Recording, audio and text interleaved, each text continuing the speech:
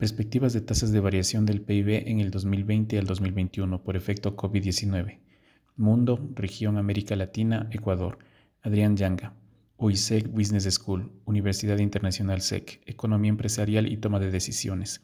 PhD DBA Andrés Albuja Batallas, 10 de diciembre del 2021. Introducción. En este ensayo se tratará la microeconomía y macroeconomía que deja el COVID-19 a nivel internacional, así como Ecuador y la región LATAM.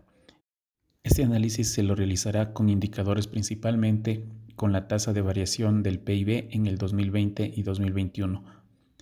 En diciembre del 2019 se cierra un nuevo año sin tener en la mira lo que se venía. El origen se da en China y se especula varias teorías de dónde se originó el virus. El primer caso se da con la primera muerte en Wuhan. Sin saber nada de este virus empieza el éxodo del Año Nuevo, lunar chino, donde millones de personas viajan a su lugar de origen.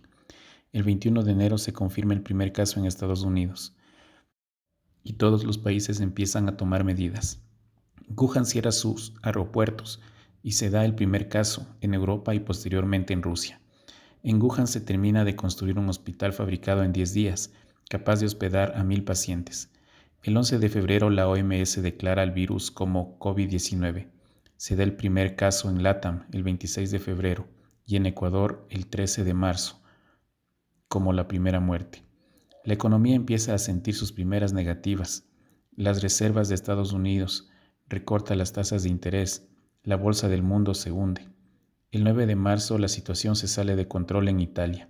El 11 de marzo la OMS declara pandemia y todo el mundo se pone en cuarentena. El 2 de abril el mundo tiene 1 millón de contagios con hospitales en colapso. El 20 de abril el petróleo cotiza en números negativos.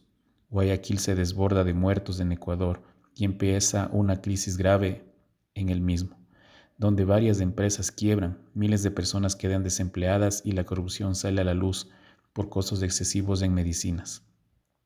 El 2 de diciembre se tiene la vacuna con Moderna y Pfizer, y en Ecuador se empieza un buen plan de vacunación el 21 de enero del 2021, con personal de primera línea en hospitales. Desarrollo. Ecuador post-COVID-19.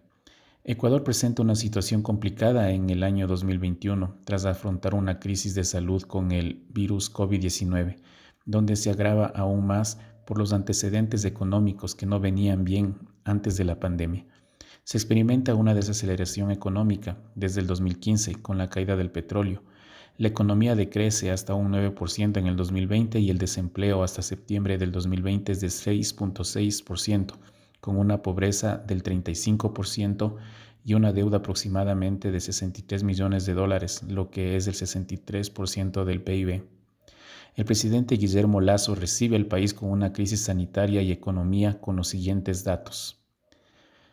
Variación del PIB en el 2020 del menos 7.5%, desempleo en el 2020 del 5.3%, deuda 2020 de 63 mil millones de deuda. Estos indicadores económicos, lógicamente, traerán un impacto en términos sociales. En la pobreza, el 32.4% vive con 2.8 dólares al día.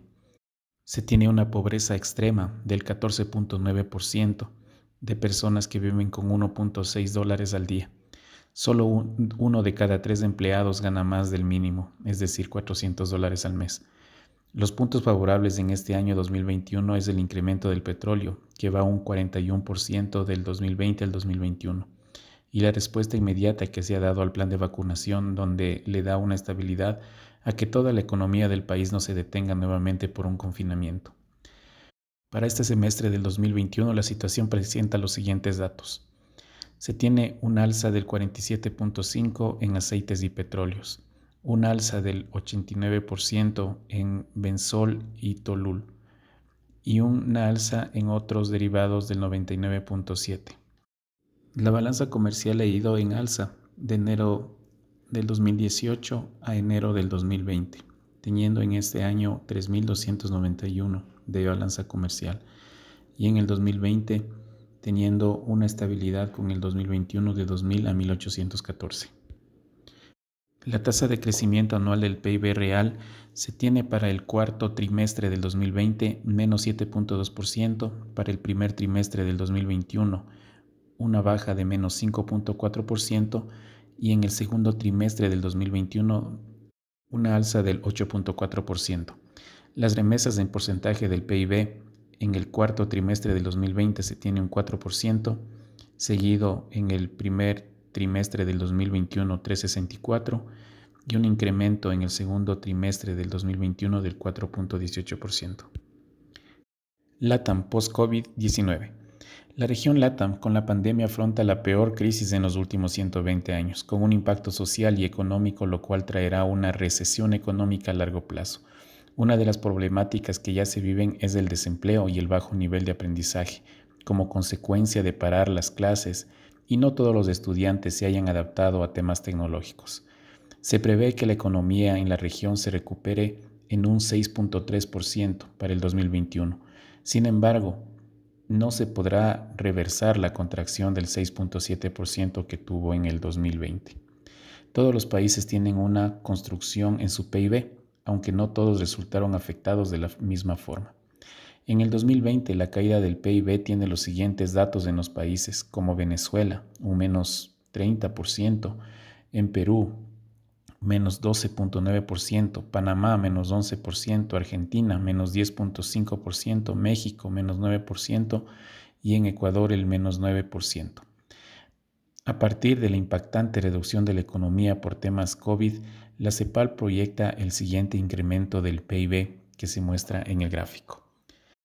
Se puede observar que Perú tiene un 10.6% de crecimiento en el 2021, pero decae a un 4.4% en el 2022, seguido por Chile, que en el 2021 tiene un incremento del 9.2% y en el 2022 del 3.2%. Similar condición la vive Argentina y Colombia, con un 7.5% de incremento y cayendo a 2.7 en el 2022.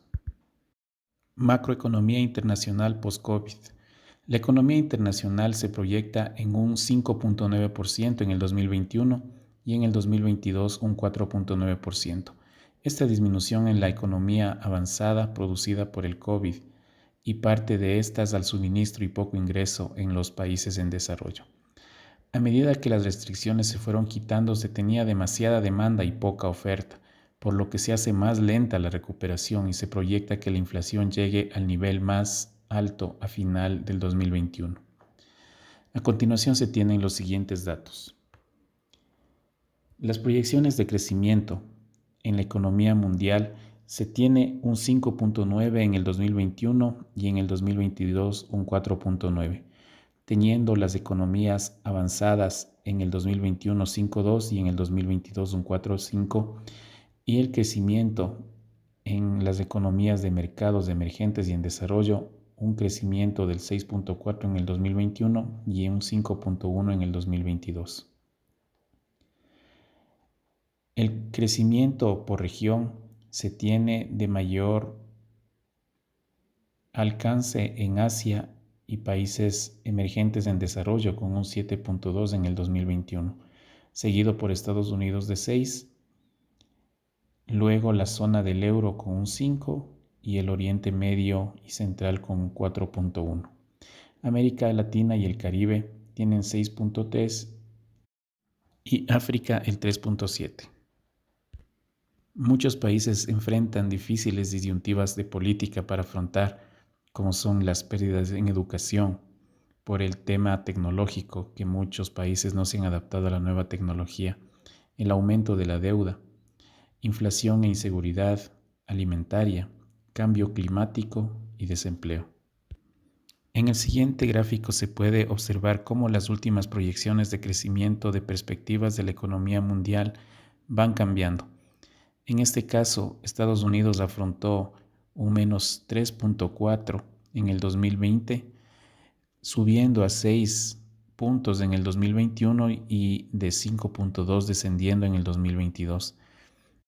Como se puede apreciar, el gran resumen es que en el 2020 se tuvo un decrecimiento de la economía, recuperándose ya en el 2021 pero en el 2022 nuevamente se tiene un decrecimiento, no en la misma proporción que en el 2020, pero sí con datos que sí preocupan a la economía del mundo, ya que estos traen consigo problemas como se mencionó anteriormente, como desempleo y algunas situaciones difíciles que las tienen que afrontar los nuevos mandatarios encargados de solventar estos problemas.